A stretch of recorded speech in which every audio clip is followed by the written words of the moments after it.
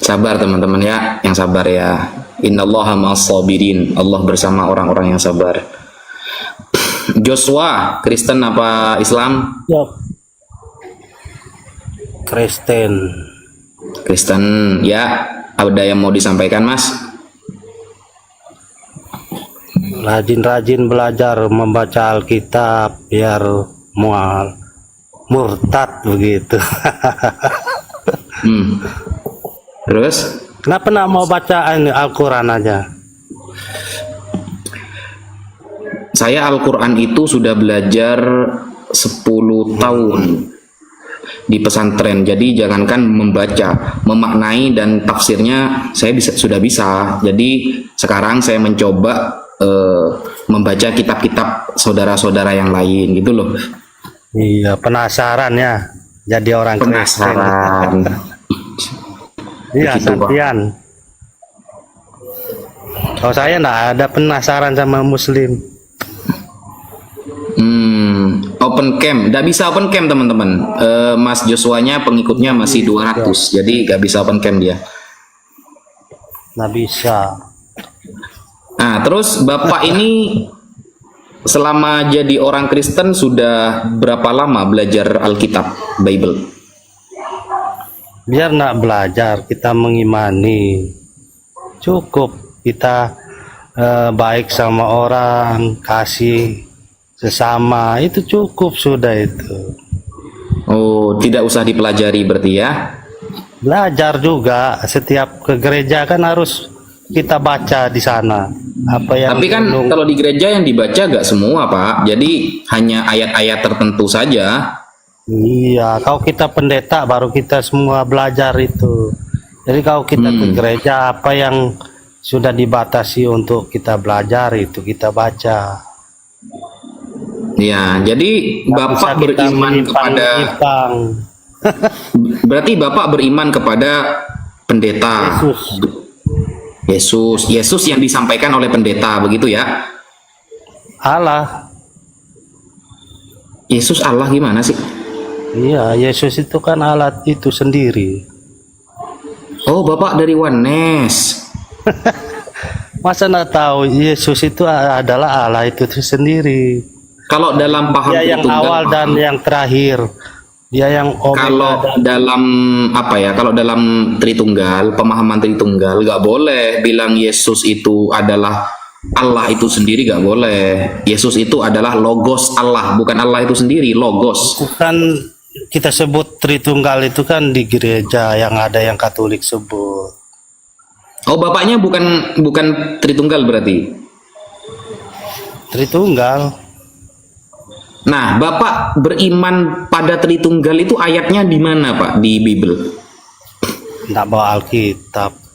Yang penting beriman, kasihi sesamamu manusia seperti dirimu sendiri. Itu.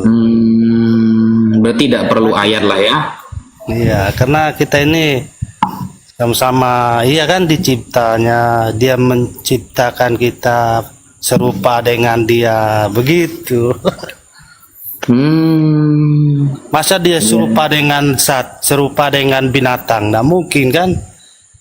Karena dia orang yang terpinter, makanya dia cipta sesamanya seperti kita sendiri. Oke. Coba saya ajukan ayat, Pak. Bener nggak ini ayatnya? Nih ya. Ini bisa nggak? Mungkin aku tahu sedikit itu.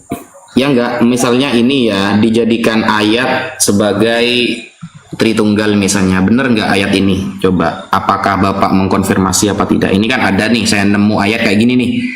1 Yohanes 5 nomor 7, sebab ada 3 yang memberi kesaksian di dalam sorga, Bapa, Firman, dan Roh Kudus, dan ketiganya adalah satu. Betul nggak ini ayat Tritunggal? Betul. Namanya orang yang mengimani tetap betul. Kalau orang tidak mengimani tetap dia cari kesalahan, mau tanya-tanya yang tidak ada di dalam Alkitab. Berarti 1 Yohanes 5 nomor 7 adalah dasar keimanan teman-teman Kristen meyakini Tuhan itu Tritunggal, betul? Iya kan kita baca separuh aja ya, harus baca dari atas perikopnya sampai ke bawah gitu. Oke, jadi nanti di surga yang menjadi saksi itu ada Bapa, Firman, dan Roh Kudus, betul? Iya, betul yang ditulis dalam Alkitab itu enggak ada salahnya. Nggak ada salahnya. Coba kita lihat Iya, ya. benar itu. Benar. Coba kita Benar cek. adanya. Ya, Kecuali 1 Yohanes 5 nomor 7. Ini kalau kita lihat di dalam Bible yang Yerusalem, ini ada begini Pak. Bagian ayat ini tidak terdapat dalam naskah-naskah Yunani yang paling tua dan tidak pula dalam terjemahan-terjemahan kuno, bahkan tidak terdapat dalam naskah-naskah paling baik di Vulgata. Bagian ini kiranya aslinya sebuah catatan pinggir halaman, salah satu naskah terjemahan Latin, akhirnya bahkan disisipkan ke dalam beberapa naskah Yunani, karenanya bagian ini pasti tidak asli. Gimana ini Pak? dapat dari mana yang itu bacaan itu? Nah ini Alkitab, ini websitenya Alkitab Sabda milik Anda. Ini otoritasnya tinggi loh, milik orang Kristen ini di Indonesia ini. Alkitab Sabda ini. Kalau kami kan satu Alkitab aja, tapi ada yang terjemah lain itu enggak mungkin itu tambahan dari orang seberang itu. Tambahan dari orang seberang siapa Pak yang mau nambahin kayak gini Pak? Gak penting banget gitu. Kutipan, Hah? kutipan itu. Kok kutipan sih? Ini keterangan di dalam Alkitab Sabda milik teman-teman Kristen ini. Se-Indonesia iman sama kitab ini. Berarti Bapak kurang belajar berarti. Walaupun nak belajar, kita logikanya itu kita yang mana betul-betul orang yang hidup itu yang kita sembah. Masa kita nyembah orang mati? Siapa nyembah orang mati Pak? Bukannya Yesus yang pernah mati Pak? Tapi dia kan bangkit ke surga itu. Nah, coba buktikan ke saya ada ahli sejarah yang membenarkan Yesus pernah bangkit. Ada nggak? Ada sebelumnya sudah dia ceritakan. Di mana Pak itu datanya? Ya yang biasa situ yang tahu kan. Masa tanya pura-pura anak tahu. Enggak, maksudnya saya kan penasaran Yang nih. ketiga Katanya saya Yesus bangkit. ya kan? Berarti kalau ada orang mati bangkit dari kubur kan zombie namanya Pak? Mana ada yang bangkit kalau nggak ada yang minta dibangkitkan. Orang yang mati Kayak lalu Lazarus bangkit itu itu kan kan- zombie istilahnya. Kayak Lazarus itu kan dibangkit Yesus itu. Sudah berapa Nah. 4 hari kah dia itu di kuburan itu. Banyak Kenapa, Bapak? musisatnya Bang. Banyak musisat Yesus. Banyak musisatnya. Bukan Makanya muksisat, orang Kristen mukjizat. percaya. Bukan muksisat Pak. Muksisat itu beda artinya nanti. Kalau Mukjizat. sampean tiba-tiba stroke mati, mau minta tolong Tuhan Yesus kah kira-kira bangkitkan? Yesus aja dikejar si Romawi tewas. Saya kan mending minta tolong sama Allah Pak. Itu kan orang-orang yang keturunan Israel yang jadi anu itu. Iya, Yesus takut sama orang Romawi. Dia kabur Pak, dikejar orang Romawi. Saya berani saya sama orang Romawi, ngapain takut? Berani ya. Ngapain takut orang manusia kok. Tapi Yesus kabur loh. Waktu dikejar si Bang, Romawi. tambah ganteng ini kayaknya Bang. Cerah mukanya. Iya. Oh iyalah, Sering baca ini kan Alkitab wajah-wajah- itu bagus. Wajah-wajah orang beriman. Iya, jangan baca Al-Quran. Harus baca Alkitab itu. Oke lah Pak, kita ganti ya sama teman-teman Rajin-rajin yang lain baca ya. Alkitab Bang. Oke, Bang, siap. terima kasih ya Bang. Rajin-rajin sama-sama, baca Pak. Alkitab ya. Mantap. Siap. 86. Sip.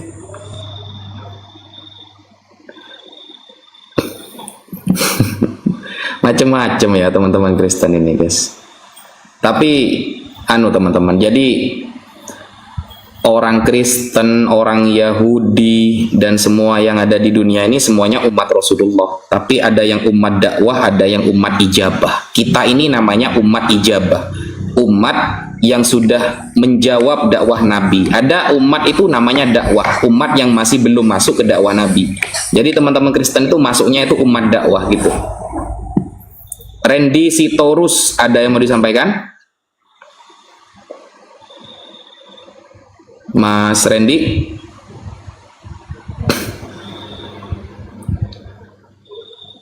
Mas Randy ini Kristen kan?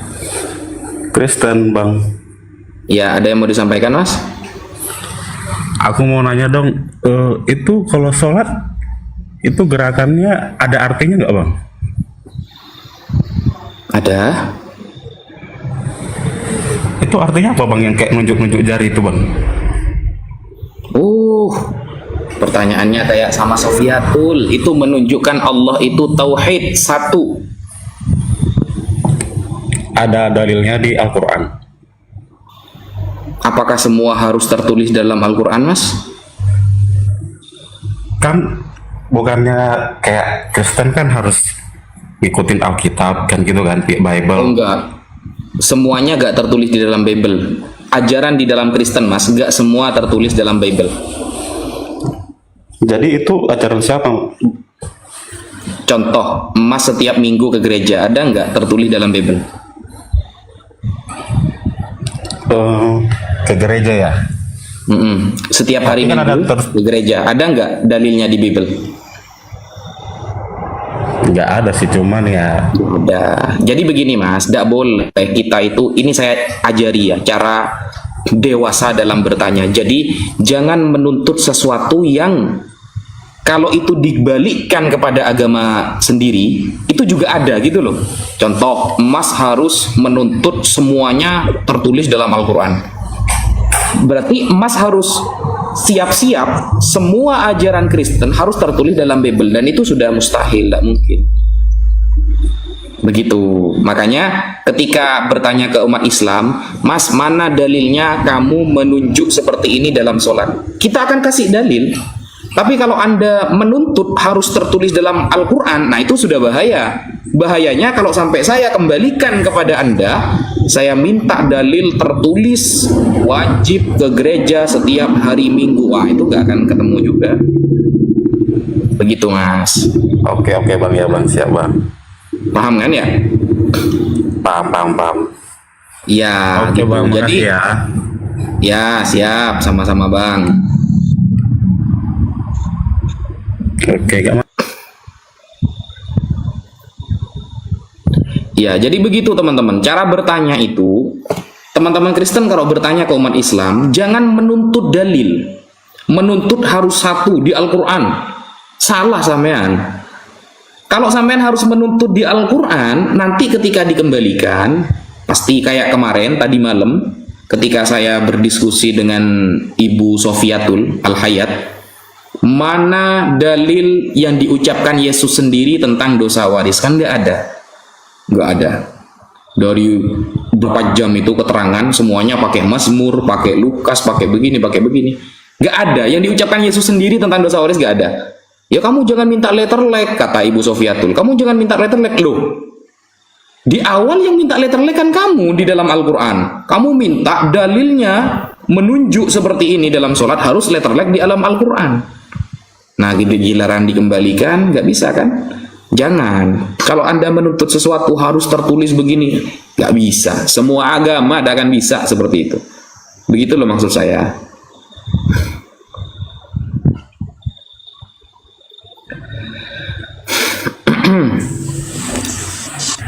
Ya, Lina Gea ini Kristen apa Muslim?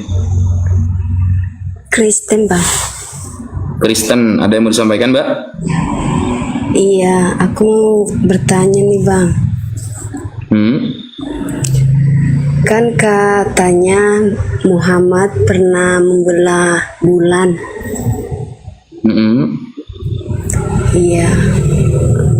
Kalau dia pernah membelah bulan, itu manfaatnya buat umat manusia untuk apa? Kan Kalau Musa kan membelah lautan itu karena umat Israel membutuhkan karena dikejar-kejar oleh orang Mesir.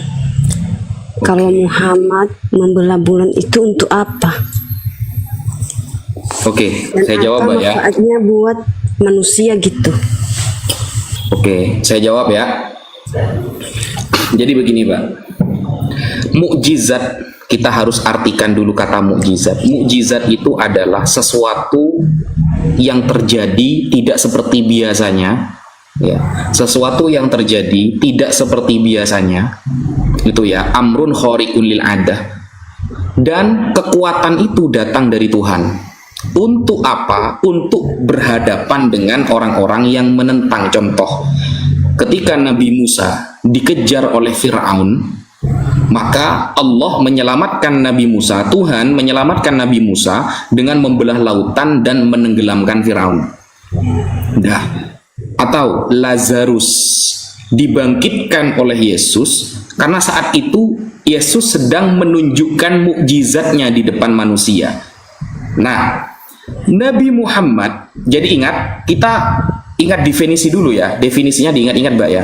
Mukjizat adalah sesuatu yang tidak terjadi seperti biasanya dan kekuatan itu untuk melawan orang yang menentang saat itu. Ketika ada orang yang menentang Yesus, Yesus tunjukkan bahwa dia bisa menyembuhkan penyakit, dia bisa membangkitkan orang mati. Ketika Musa ditentang oleh Firaun, Allah tunjukkan dia bisa membelah lautan. Nah, ketika Nabi Muhammad ditentang oleh orang kafir di zaman itu, Muhammad, bisa nggak kamu membelah bulan? Kalau bisa, saya akan beriman kepada kamu. Nabi Muhammad tunjukkan itu. Jadi, mukjizat itu bukan berkaitan manfaatnya kepada manusia apa, bukan, Mbak.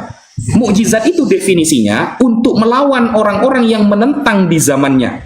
Di zaman itu ada yang menentang Yesus, ditunjukkan mukjizat. Ada yang menentang Elia, ditunjukkan mukjizat. Ada yang menentang Musa, ditunjukkan mukjizat oleh Tuhan. Begitu. Nabi Muhammad saat itu ada yang menentang, makanya dikasih mukjizat gitu loh.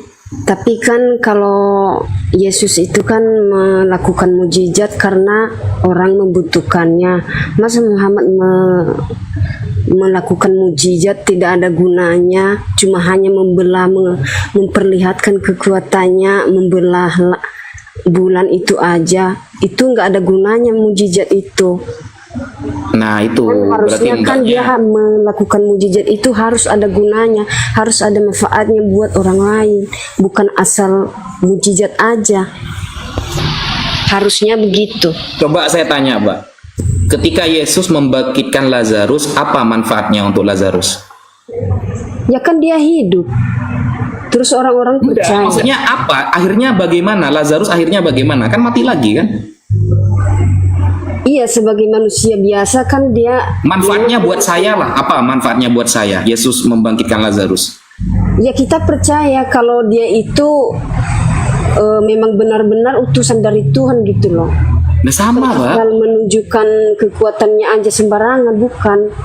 Sama berarti Musa pun begitu, ditunjukkan membelah lautan, apa gunanya buat saya? Ditunjukkan, oh untuk menunjukkan bahwa dia itu memang benar-benar utusan Tuhan. Sama Nabi Muhammad dulu ditentang seperti itu, Mbak. Coba Muhammad, kalau kamu memang utusan Allah, coba tuh belah bulan tuh, bisa nggak kamu? Ditunjukkan oleh Nabi Muhammad. Sama. Tapi kan Gitu loh. Yesus kan bukan menunjukkan kalau dia itu anak Allah. Kan orang-orang sendiri yang mengatakan, yang tahu bahwa dia itu anak Allah, utusan Tuhan. Kalau Muhammad kan memperkenalkan diri. Kata Kalau siapa? Yesus kan tidak memperkenalkan diri, tapi perbuatannya, kelakuannya, baiknya itulah yang menyatakan dia bahwa dia itu anak Allah. Oke, coba seumpama saya nanya, Mbak, apa manfaatnya Yesus diturunkan ke bumi sebagai anak Allah? Apa manfaatnya, Mbak? Ya, untuk kita yang berdosa, untuk menghapus kita dari rantai dosa. Itulah manfaatnya. Sebelum Yesus turun, dosa itu sudah diampuni lewat surga. Ayatnya ada, Pak. sebelum Yesus turun, ketika Musa, di zaman Musa, cara menghapus dosa itu ada dengan cara pakai kambing, pakai domba, sudah ada. Berarti kan Enggak. nggak ada manfaatnya. Belum ada penembusan dosa sebelum Yesus disalibkan. Oh, Mbak nggak pernah baca Bible kayaknya. Coba ini ya, saya buka Mbak ya. Kita pelan-pelan ya ngomongnya ya, kita pelan-pelan. Apakah sebelum Yesus nggak ada penebusan dosa? Oke.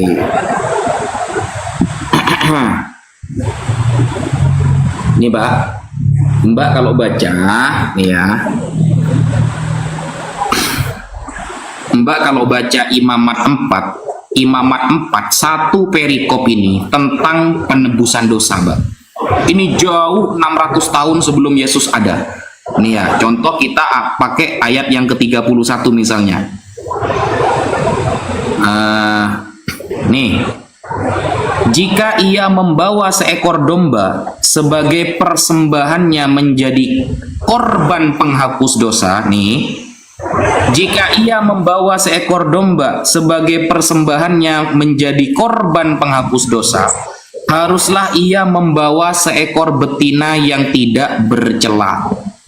Kalau dulu bisa mengorbankan satu domba untuk menghapus dosa, kenapa kemudian sekarang kok Tuhan yang dikorbankan gitu loh? Dulu pakai domba bisa, kenapa sekarang malah Tuhan yang jadi korban gitu loh? Ada, Mbak. Jadi dulu sebelum Yesus itu turun, ya, cara penghapusan dosa itu sudah ada caranya. Terus apa manfaatnya dia turun gitu loh? Ya kan dia turun itu kan sudah dijanjikan, Siapa yang menjanjikan? sudah diramal, karena bahwa dia yang memutus rantai dosa itu waktu Adam dan Hawa jatuh di dalam dosa. Lah buktinya ini, Mbak. Di sini tertulis hanya cukup pakai satu kambing, satu domba sudah selesai loh, Mbak. Sudah diampuni dosanya. Ngapain turun?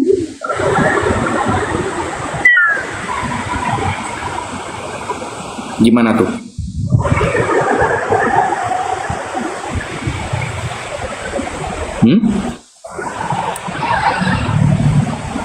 Ini, Mbak, kalau saya kasih ayat lagi ya.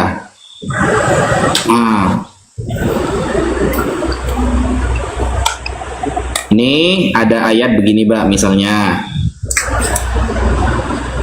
di dalam Mazmur, ya. Di dalam Mazmur 19 8 sampai 12, apa di sini dikatakan? Taurat Tuhan itu sempurna, menyegarkan jiwa. Peraturan Tuhan itu teguh, memberikan hikmat kepada orang yang tak berpengalaman. Taurat Tuhan itu sempurna, Mbak, sehingga Yesus mengatakan, aku datang bukan untuk menghapus hukum Taurat. Ingat, Yesus datang mengatakan, aku bukan untuk menghapus hukum Taurat, tapi untuk menyempurnakannya, saudara. Karena kenapa? Taurat Tuhan itu sudah sempurna. Jadi, ketika turunnya Yesus dikatakan untuk penghapus dosa, seolah-olah Taurat Tuhan ini gak sempurna berarti. Masih ada yang perlu ditambahkan. Padahal sudah sempurna. Contoh, cara penghapusan dosa pakai domba. Gak usah Tuhan yang dikorbankan. Begitu, Mbak. Begini, Pak, karena kan manusia itu sudah sangat berdosa di mata Tuhan. Dia kan mengirim semua utusannya itu karena ditolak oleh manusia gitu. Jadi satu-satunya, makanya dia mengutus anak satu-satunya ini supaya memutus dosa yang di Hawa dan Adam itu. Nah, ini, Mbak, kalau kita baca lagi, Pak, ya. Semua orang pasti berdosa, Mbak. Kalau masalah dosa Adam dan Hawa yang dibahas, ingat, Mbak, dari ujung rambut sampai ujung kaki yang menciptakan kita itu Tuhan. Tuhan mampu menciptakan langit dan dunia, Tuhan mampu menciptakan otak kita, menciptakan hati kita. Apakah hanya kesalahan Adam yang sepele dia harus turun, harus lahir di kandungan Maria 9 bulan, Iya harus Bang, dibunuh karena oleh kan orang manusia Romawi? berawal dari situ. Nah, cuma kita lihat ayatnya di Mbak ya. Karena kan Ayatnya di darah kitab. mereka itu kan mengalir terus sampai keturunannya. Nih Mbak, Matius 6, 14 nomor 15. Karena jikalau kamu mengampuni kesalahan orang, Bapakmu yang di surga akan mengampuni kamu juga.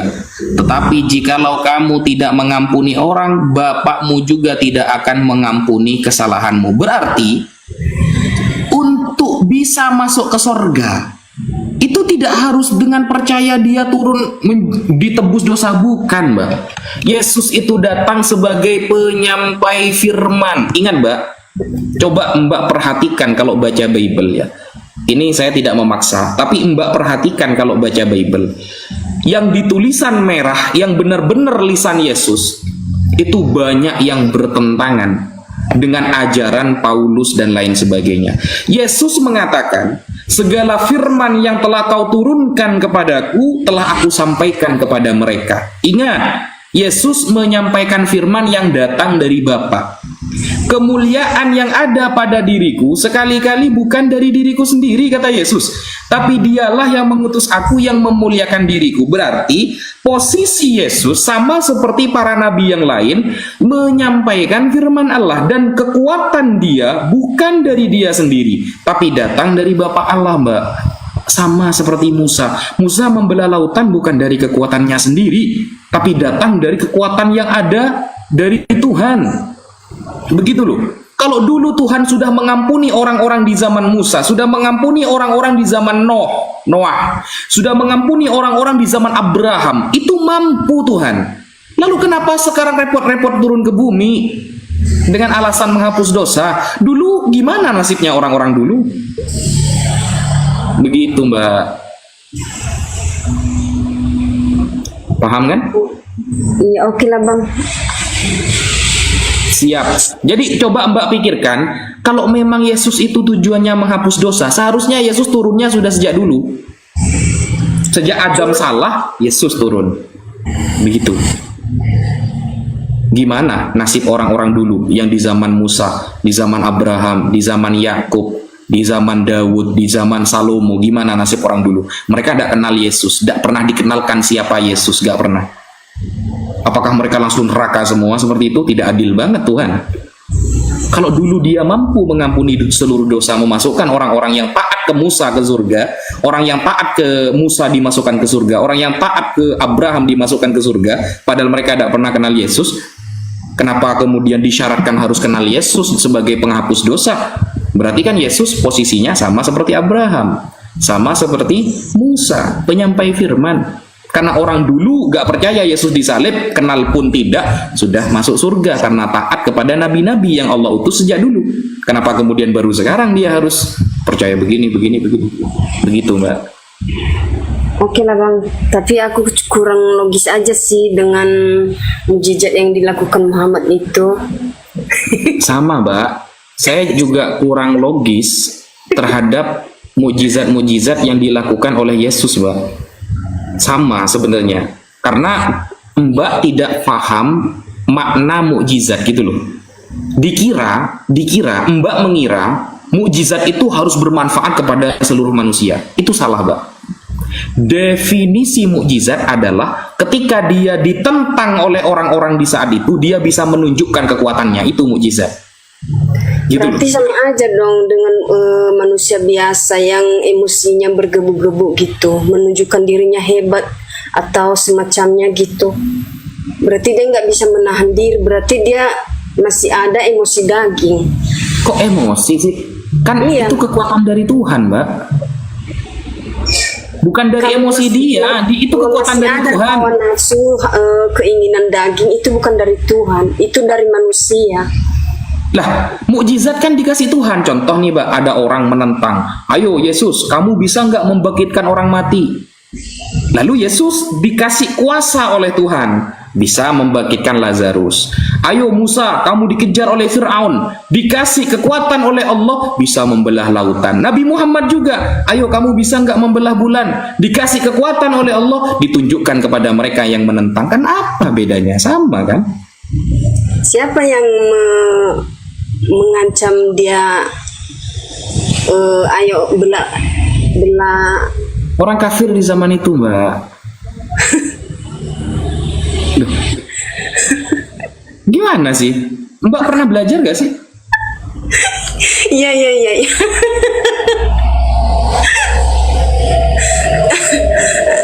Oke, orang kafir ya. Ya iyalah orang kafir, Mbak. Yang melawan Musa kan kafir istilahnya, Mbak. Oh Di ya Bible Tuhan, Anda, tolong aku. di Bible Anda itu orang kafir adalah orang yang tidak percaya dakwah Musa loh.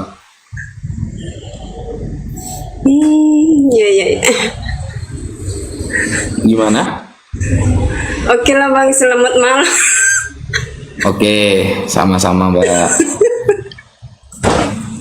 Loh, kenapa ini kok malah senyum-senyum gak jelas ini, guys? Enggak.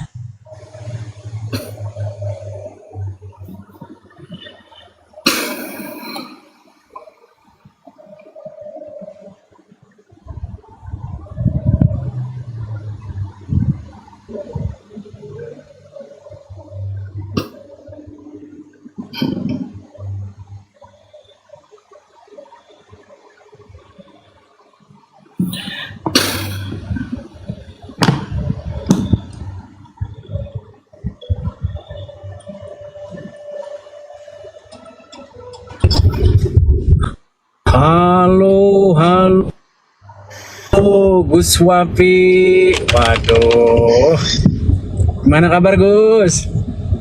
Alhamdulillah. Kok tumben gak PK? Halo.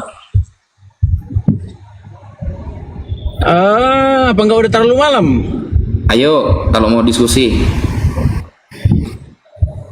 Boleh. Apa ini temanya Gus? Tadi saya udah debat sama Nandar Gus. Jadi kami tadi itu membahas sebuah tema tentang kenapa Al-Quran itu fokus, dan Bible juga itu fokusnya itu membahas keturunan Abraham atau Ibrahim yang dari garis keturunan Ishak, bukan dari garis keturunan Ismail. Nah, bahkan kalau kita sebenarnya membaca Al-Quran, gimana? Bible apa Al-Quran?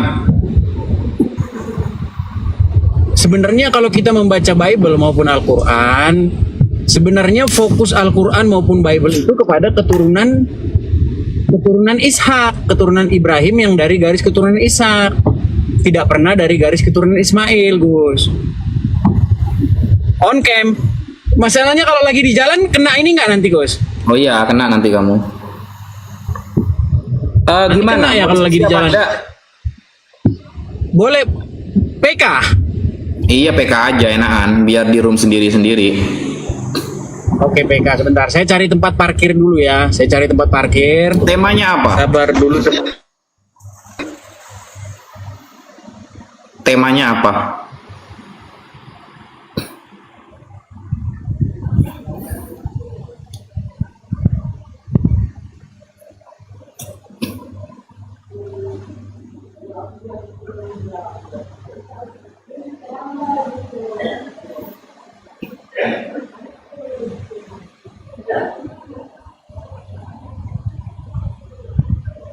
Halo?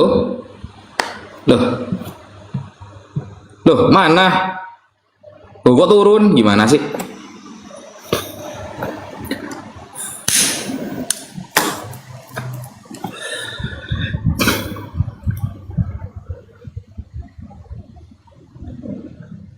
Tuh kalau saya yang turun nanti di framing kabur itu.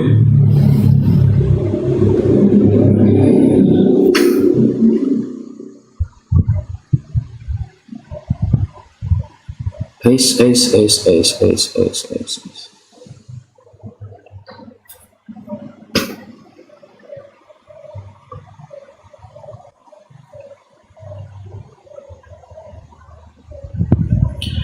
Kasih naik mikana Ustaz.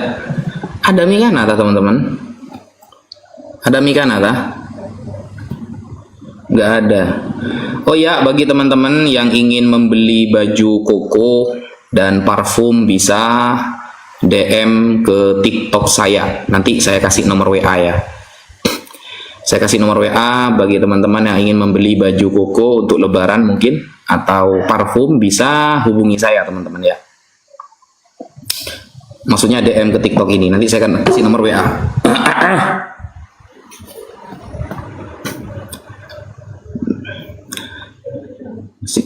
Nunggu Edis live.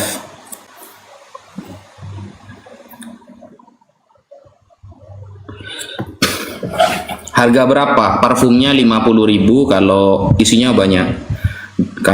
Dan enak, baunya enak. Saya itu kalau ngejual sesuatu insya Allah nggak akan mengecewakan. Dan baju kokonya harga 350.000. Jadi bagus, bajunya bagus. Saya itu kalau menjual sesuatu itu pasti yang premium, bukan yang kaleng-kaleng. Jadi pengiriman dari Bekasi, pengiriman baju kokonya dari Jakarta dan Bekasi.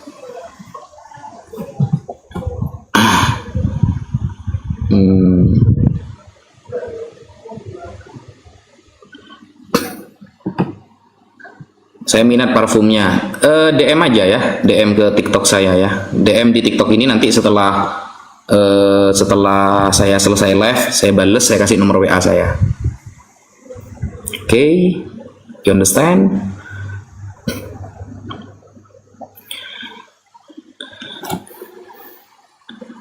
Aroma apa Gus parfumnya? Aromanya itu bikin mu'alaf guys. Bikin mau syahadat gitu loh. Kalau parfumnya 50.000, kalau baju kokonya 350.000. Itu premium, bagus. Kita nunggu Edis live ya. Pengiriman dari Jakarta dan Bekasi. Sepil, nanti aja saya sepilnya di WA aja, jangan di sini. Ini kan bukan jualan di sini, ini kita mau debat ini. Nanti aja di WA saja saya sepil. Probolinggo mana? Saya Probolinggo Kademangan. Kademangan dekat terminal rumah saya. Mana ini? Sarung ada, tapi sarungnya itu lebih ke anu guys, lebih ke BHS. Ada, iya kayak BHS gitu. Ongkirnya berapa yang nggak tahu saya, kan tergantung JNT sama JNE-nya nanti. Kalau ongkir kan, kita cek dulu alamatnya teman-teman.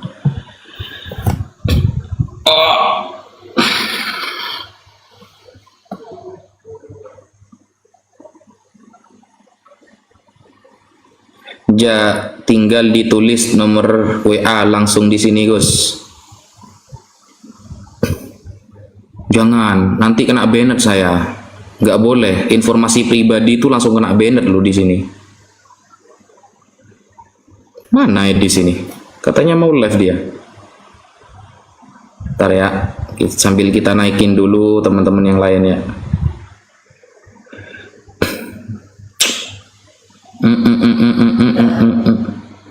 Ini yang Oten yang mana ini weh?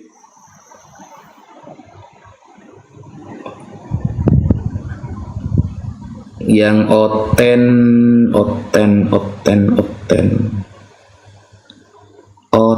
Oknum Kristen.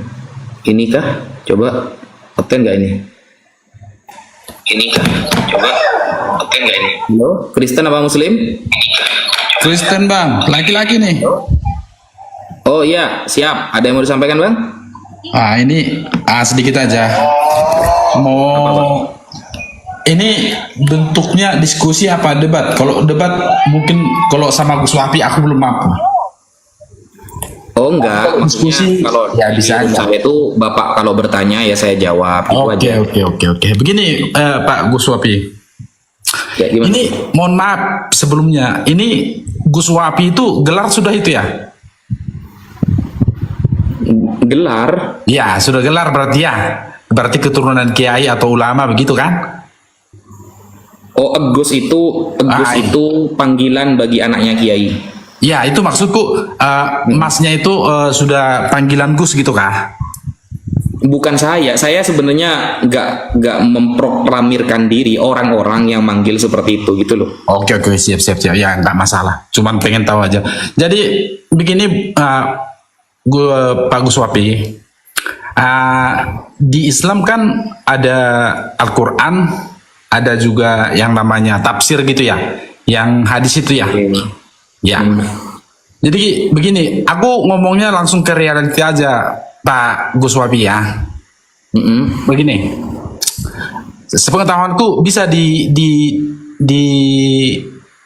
disalahkan pernyataan ini ya, bisa.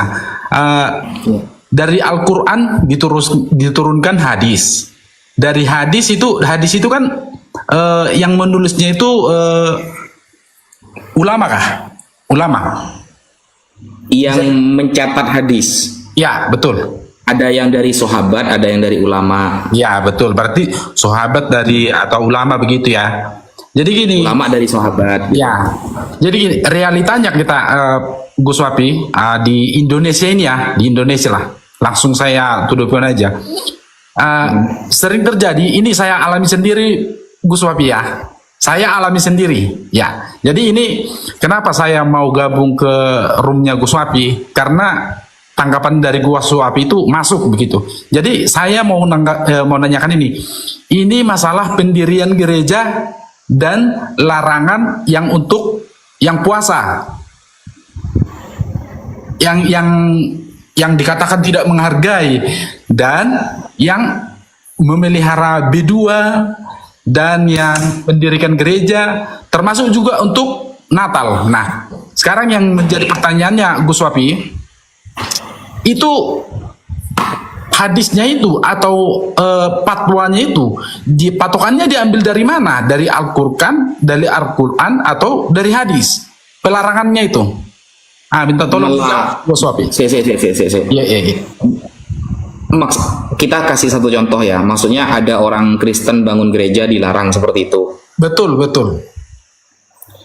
Gini Pak, jangankan membangun gereja Pak ya.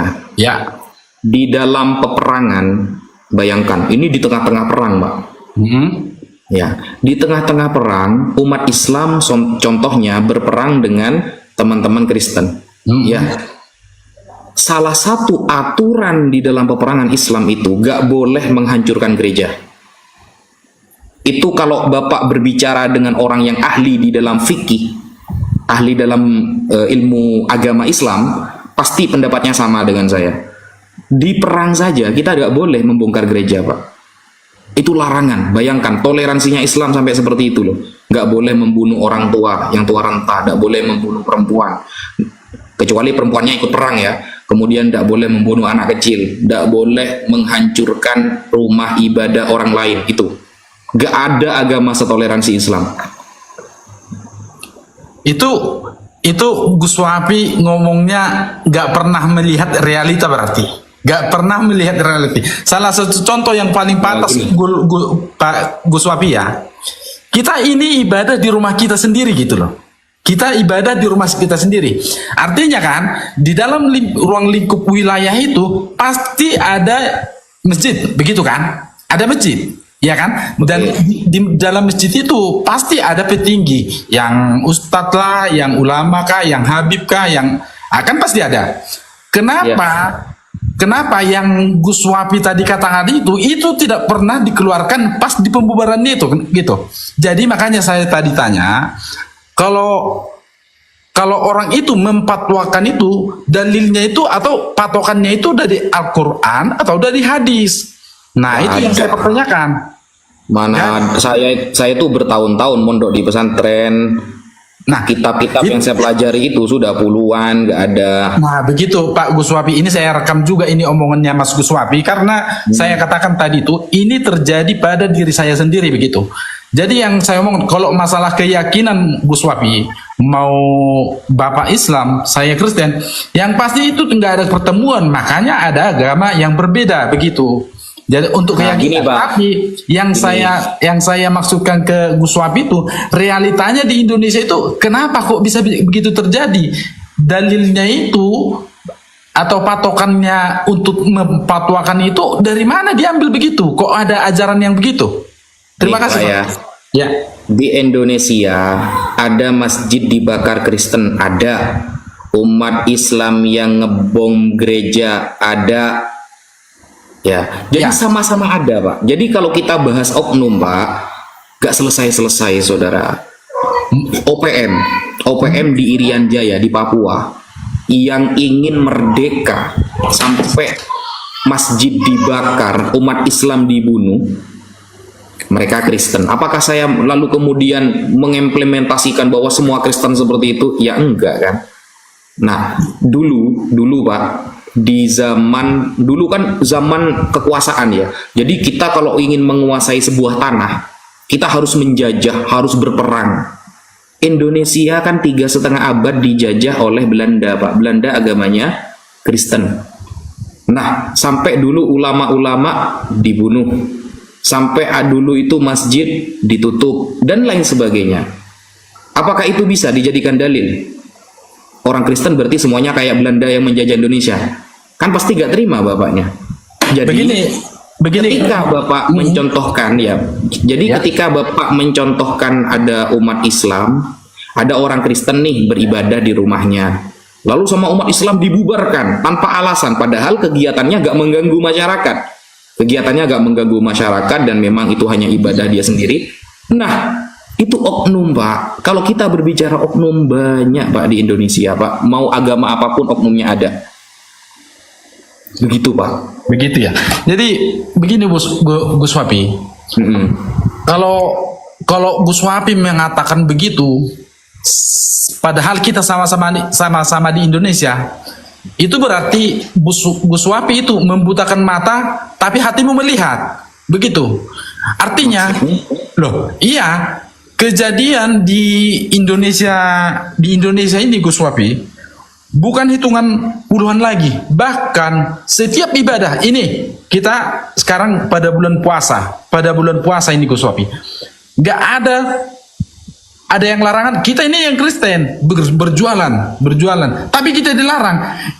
Bahkan ada yang kita Kristen menghargai, ditutup sebagian, tapi tetap itu kamu nggak menghargai. Nah, itu Gus Wapi, saya rasa itu Gus Wapi melihat, tapi hatimu dibutakan oleh mungkin karena menganggap saudara, mungkin karena seiman. Itu yang saya maksud tadi Gus Wapi. Makanya saya tanyakan begitu ke Gus Wapi, karena Gus Wapi, makanya tadi saya tanyakan, Gus itu dari ulama kah atau dari keturunan kiai? Karena yang memfatwakan itu katanya orang itu sendiri yang membubarkan kami kemarin itu dari fatwanya ulama itu, begitu. Dari fatwanya yang mengajari dia gitu, yang mengajari dia. Paham Pak Gus Wapi ya? Yang mengajari dia. Yang mengajarkan dia itu kan begitu. Nah, yang mengajari dia itu kan diambilnya dari Al-Qur'an katanya. Nah, makanya saya tanya, ini sebenarnya bisa aja kita kalau untuk masalah searching debat untuk mencari di ayat Al-Qur'an bisa aja pakai Google, pakai apa. Cuman enggak di situ pembicaranya. Kita bicara di realitanya aja. Nah, sekarang ada Edis TV yang menyerang, yang mengcounter agama Islam. Anda itu marah-marah. Bahkan Juma marah, tapi nggak berani juga kan? Nandar marah. Nah, sekarang kalau saya balikan itu ke kalian, bahkan lebih dari hitungan jari, kalian itu gimana ya aku bilangnya? Membahas-bahas Alkitab, membahas-bahas kekristenan kami itu lebih dari apa yang dilakukan Edis. Nah, sekarang untuk mengcounter Gus Wapi sendiri ya, ibaratnya mendukung, bahkan tidak pernah menegur, saya rasa yang namanya Nandar sama Juma. Nggak pernah menegur. Itu kan termasuk, kalau memang ada tertulis di Al-Qur'anmu itu, agamamu adalah agamamu, agamaku adalah agamaku. Mungkin dari Gus Wapi sendiri bahkan sama Nandar pasti menegur. Nandar, nggak boleh. Ya kan gitu. Kalaupun kalian ingin memperbanyak ibaratnya penganut agama Islam itu untuk menyebarkan agama Islam itu, ajarkanlah dengan ayat-ayat yang ada di Al-Quran dan di haditsmu ke kami gitu. Ajarkan, bukan berdasarkan Alkitab, bukan menyalahkan yang lain begitu. Nah, sekarang giliran Edis TV yang mengkonter itu mengatakan bahwasanya, oh begini, ayat Al-Quran ini begini, pakai ayat kalian itu marah. Kalian bahkan ada tadi itu yang namanya siapa itu, ada bilang, Anda itu melecehkan agama Islam, agama itu. Padahal tidak ada, dia itu hanya menyatakan realita yang dia baca begitu. Nah begitu Gus Wapi. Jadi Oke, saya jawab ya. ya boleh. Saya jawab ya. Ya, Pak, Bapak jangan pandang sebelah mata, Pak. Bapak harus lebih banyak memandang dari sudut manapun, Pak. Saya tidak menyalahkan pemikiran Bapak. Mungkin Bapak merasa didiskriminasi atau apapun karena Bapak pandangannya belum luas. Oke lah. Sekarang saya kasih pandangan yang sedikit luas, Pak ya. Sedikit luas. Ini kejadiannya di live dan yang nonton orang Kristen dan mereka mendukung semua, Pak. Ini ya. Kalau Bapak seolah-olah menyalahkan Islam terus, ini Pak, kelakuan teman-teman Kristen misalnya. Ini loh Pak, Quranmu ini kalamnya Allah apa bukan? Tadi Tuhan Yesus punya sifat kemanusiaan. Quranmu ini punya sifat Allah apa tidak? Tuhan Yesus punya sifat kemanusiaan, berarti makan, Firman Allah ini, kalamullah ini bersifat Allah apa tidak? ada syahwatnya. Jadi pertanyaannya, syahwatnya disalurkan kemana itu? Ya ini syahwatnya disalurkan kemana ini syahwatnya? Nah, ini kaki, Pak. Kaki nginjek Quran. Siapa yang nginjek? Sofiatul Al-Hayat Indonesia. Di roomnya Kristen Indonesia, Raja Dawud. Didukung oleh semua Kristen. Bapak, ya, nasihati dulu para debater Bapak. Jangan menghina-hina Islam. Kita diam. Bahkan Bang Zuma, Pak ya, Bang Zuma, mau Gus Yonatan Nandar, mau Kores, semuanya, saya tidak takut dengan mereka, Pak. Saya bisa, jangankan menegur, saya bisa menghalangi mereka untuk live bahas agama orang lain kalau Kristen berhenti membahas agama Islam. Sepakat? saya sepakat dengan itu. Makanya tadi saya tanya Gus Wapi, saya tanya tadi, Gus itu gelarkah dari ulama atau kiai? Karena saya tahu yang membuat peraturan dari atas, dari Kementerian Agama itu, Gus Wapi, itu didampingi berapa persen itu lebih banyak yang namanya agama Islam atau majelis ulama, begitu kan? Gini aja Pak. Ya. Bapak kalau sukses menghentikan semua penghujat dari Kristen, tidak menghujat Islam, kalau Bapak sukses, saya akan menyuruh Bang Zuma dan lain-lain sebagainya untuk diam, tidak membahas Kristen. Kalau umat Kristen di Indonesia stop membahas Islam, stop menghina Nabi Muhammad, stop menghina Al-Quran, sampai diinjak Al-Quran, Pak. Nah, begini Gus Wapi. Saya ya lahir tahun 88, masih muda. Pak, ini saya juga ditunggu Mas Edis. Nanti kita lanjutkan lanjut. Oke, lanjut. Ya, di waktu yang lain ya. Oke, jadi siap. Bapak, PR Bapak itu menasehati teman-teman Kristen. Kalau Bapak sukses, saya juga akan mengusulkan kepada Bang Zuma dan lain sebagainya. Gimana? Lanjut. Sepakat ya? Sepakat aja. Oke. Kalau ada kata begitu saya sepakat.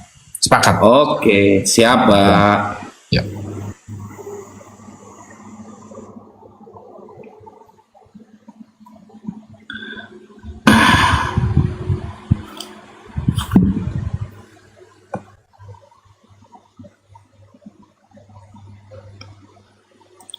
Yang menghujat dari kalangan Kristen itu banyak banget, guys. Lalu kita diam seperti itu. Kita hanya iya-iya saja begitu.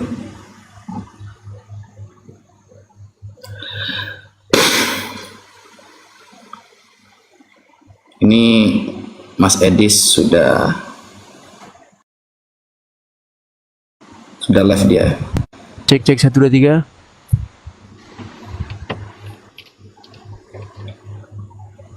Halo, cek 1 2 3. Mendengar, Gus? Ya, sudah. Waduh. Sinyal saya ini Gus. Waduh berat ini saudara-saudara ini. Sinyal. Sekarang gimana? Bagus nggak? Bagus. Bagus ya? Kamu ada di mana? Masalahnya saya lagi sebenarnya sih saya mau ngajakin janjian dulu sebenarnya Gus, bukan sekarang. Cuman Gus Wapi langsung saja ngajak PK. Saya lagi di jalan tuh. Jalanan lagi lebet lebet salju. Soalnya lagi pada ini. Jadi sinyalnya agak susah. Ya kan percuma. Maksudku, Maksudnya janjian. saya mau ngajak sekarang, mau ngajak besok ya kan percuma. Sampean kan cuma framing. Framing. Maksudnya tadi saya tuh mau naik, mau janjian dulu sehubungan dengan si Nandar gitu loh. Nandar kan tadi saya ajak debat. Temanya? Masalahnya temanya itu tentang ini, tentang apa namanya? Keturunan Ibrahim yang Tuhan mengadakan perjanjian dengan mereka gitu loh. Terus sudah dibahas berarti. Iya, cuman kan Muslim kan tidak bisa menunjukkan sebuah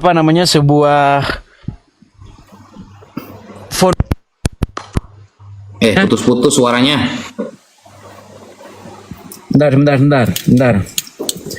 Muslim kan tidak bisa atau tidak mampu menunjukkan sebuah pondasi atau sebuah dasar yang mengatakan bahwa Ismail itu adalah keturunan dari maksudnya yang menjadi nabi ada keturunan nabi dari keturunan Ismail gitu loh. Terus kita mau bahas apa ini? Iya, sebenarnya intinya kan itu umat Muslim kan mengatakan bahwasanya ada keturunan Ismail, padahal sesungguhnya tidak ada gitu loh Gus. Kan sebenarnya intinya kan di situ Gus, betul nggak? Ya, terus apa ini temanya sekarang? Gimana? Temanya apa sekarang ini? Ya tema itu sebenarnya ngelanjutin yang tadi. Cuman masalahnya kan Gus Wapi kan selalu ini apa namanya?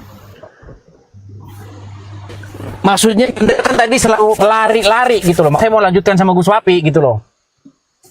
Gimana Gus? Perasaan tadi yang kabur kamu loh, Dis. Enggak, tadi itu saya bilang saya rehat sebentar, nanti lanjut lagi. Itu kok. Gimana kira-kira Gus? Oke, nggak apa-apa. Ayo lanjut. Apakah kita kamu mau dulu ya? lanjutkan Kan keadaan kamu yang begini? menentukan tema ini. Jadi kamu dulu yang ngomong. Saya dulu yang ngomong. Saya tutup kamera. Ya. Kembaliin aja kameranya, maksudnya nggak ngadepin ke kamu. Oh, kalau kamu nggak jalan enggak. Kalau kamu nggak jalan enggak. Sama Tapi kalau aja, kamu Gus. jalan, iya.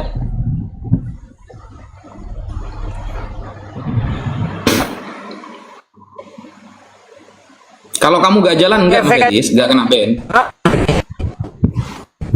Efek-efek ini ya. Iya, nggak apa-apa. Oke, saya cari tempat berhenti bentar. Iya, mending berhenti dulu sebenarnya, biar fokus. Sambil diskusi. itulah. Intinya gini Gus, saya cuma ingin menanyakan. Ayo Oke, saya sambil saya cari tempat berhenti, saya cuma mau nanyakan gini Gus. Oke, baik, saya terima ya. Baik.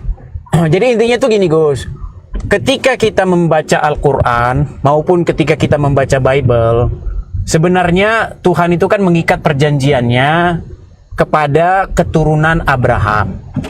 Nah, tapi baik Bible, baik Al-Qur'an, kedua-duanya itu fokus kepada keturunan Abraham dari garis keturunan Ishak.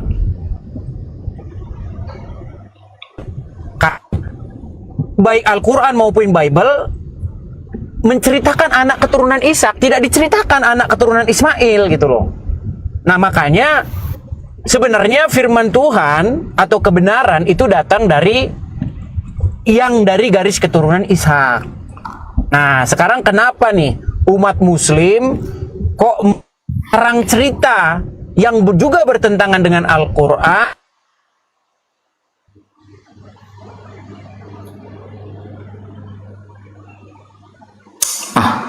Putus-putus suara Modis.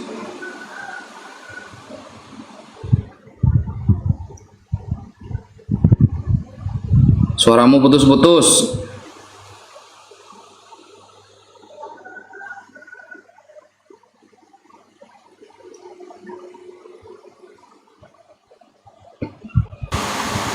Nah, kan?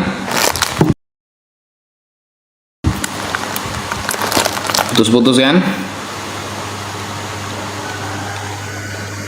Kalau diskusi itu tema apa aja, Dis? Saya persiapan nggak persiapan, insya Allah kalau cuma sama Edis, bisa lah.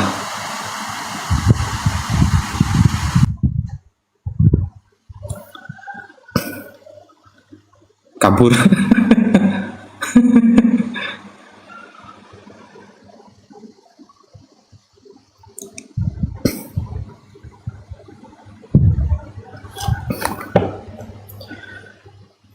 Apalagi cuma tema Ismail dan Nabi Ishak, insya Allah bisa lah, aman itu.